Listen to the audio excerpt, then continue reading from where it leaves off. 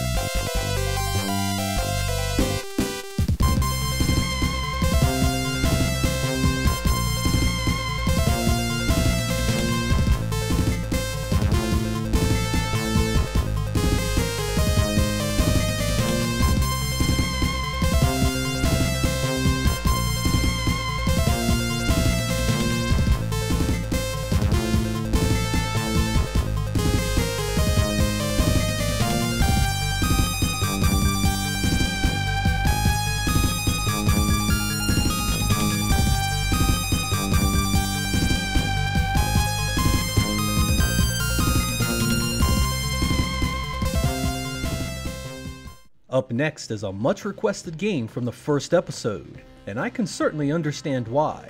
1990's Musha is one of the most popular shooters on the system, and like many early games for the Genesis, the Japanese designed soundtrack is absolutely awesome.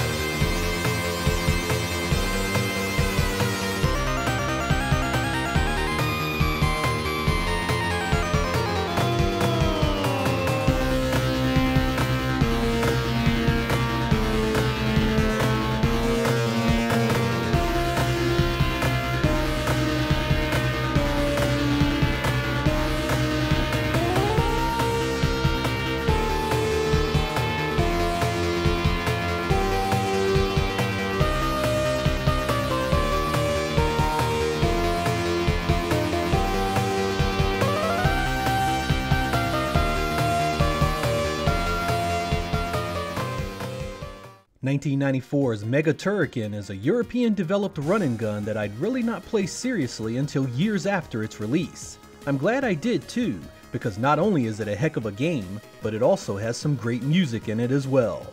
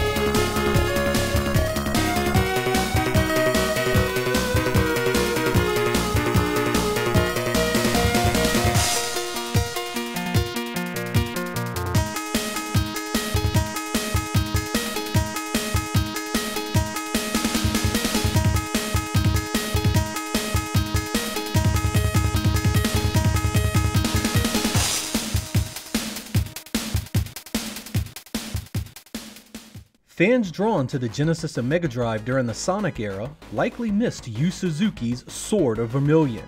Developed by famed arcade team AM2 and released in late 1989. Not only was it a great game, but AM2 showed some serious talent for FM sound design with its wonderful music selections.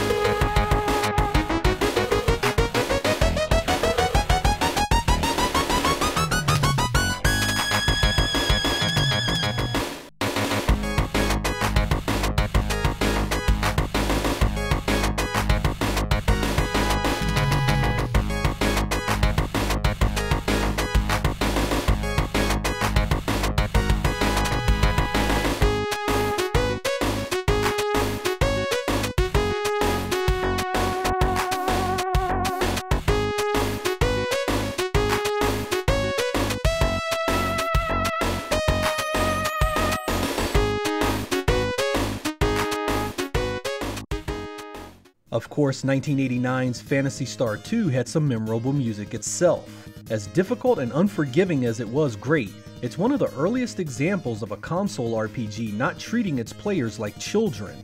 It happened to sound pretty good too.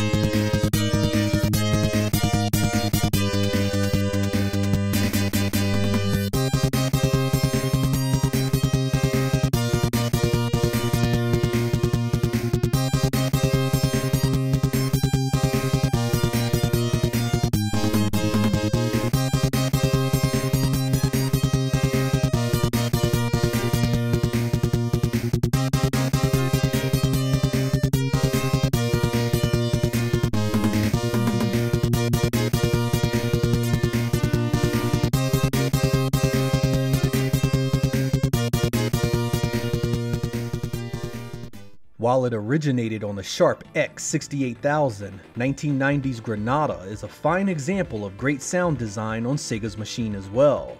This is a multi-directional shoot-'em-up where you control where you go. Another example of incredible Japanese sound design.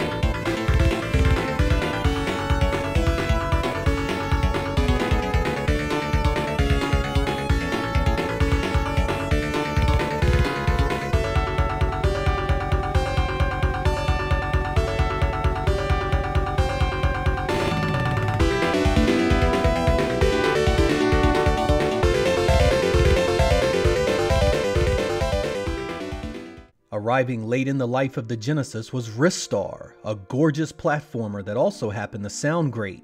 You can see and hear many elements that put you in mind of Sonic Team's work, which in 1995 was definitely not a bad thing.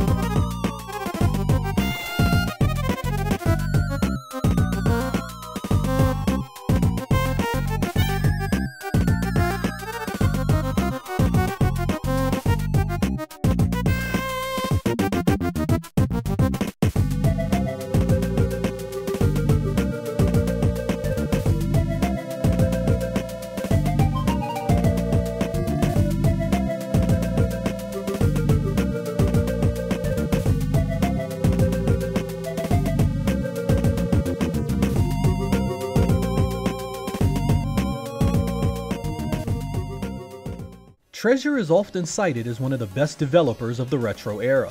Their 1993 run-and-gun release Gunstar Heroes is often called one of the best games on the Genesis. Treasure just didn't make a great looking and playing game though, so let's take a listen to their masterful sound work as well.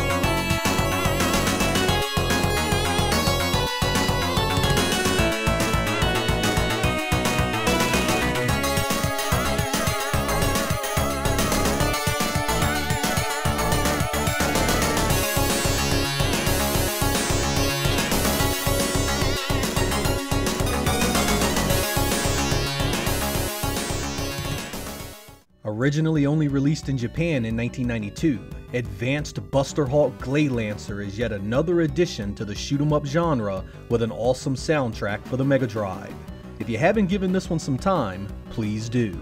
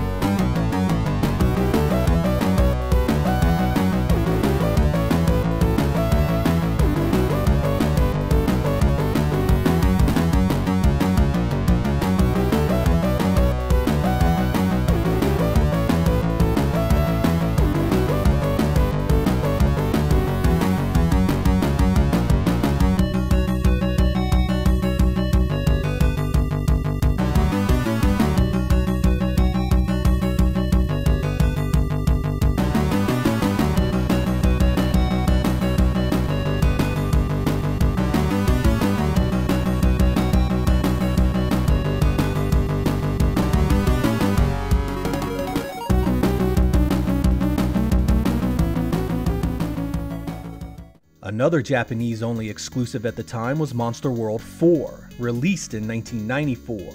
This is perhaps my favorite in the series, and while it looks and plays up there with the best of the platforming genre, it also happens to sound excellent as well.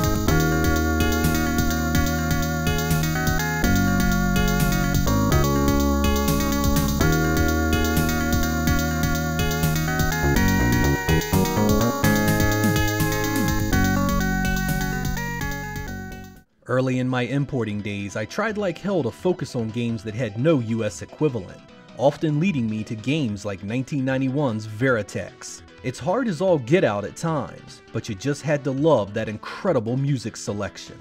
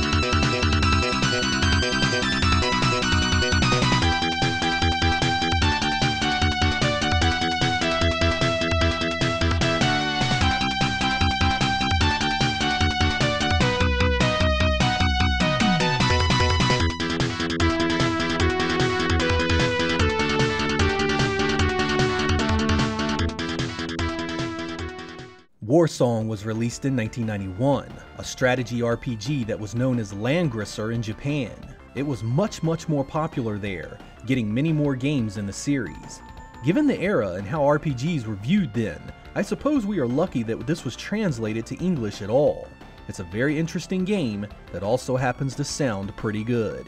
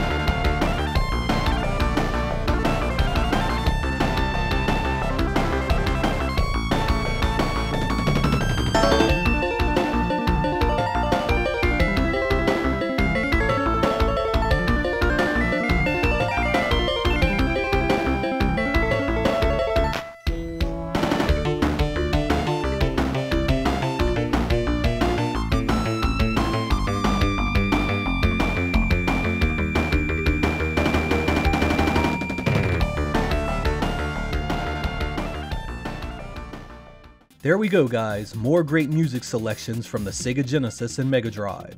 There are those out there that will try and write the history of Sega's 16-bit machine based on crappy Western design sound or multi-platform games that were never given the same TLC as their counterparts. So I encourage you to explore the many great sounding games for the platform on your own. I'm Sega Lord X. Thank you guys for listening, and I will catch you next time.